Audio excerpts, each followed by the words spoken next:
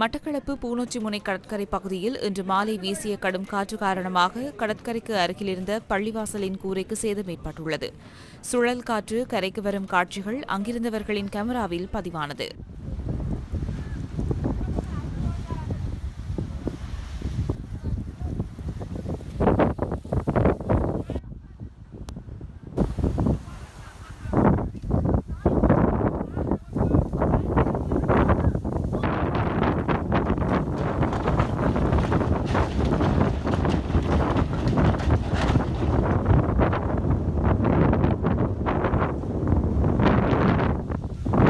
இலங்கையை சூழ உள்ள பகுதிகளின் கீழ் வளிமண்டலத்தில் ஏற்பட்ட தளம்பல் நிலை காரணமாக மழையுடன் கூடிய நிலைமை மேலும் தொடரும் என எதிர்பார்க்கப்படுகின்றது.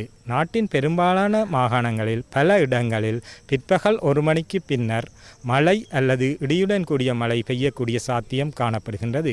மேல் மத்திய சப்ரவுவா மற்றும் ஊவா மாகாணங்களில் சில இடங்களில் 100 மில்லிமீட்டர் வரையான பலத்த மழை வீழ்ச்சி எதிர்பார்க்கப்படுகின்றது.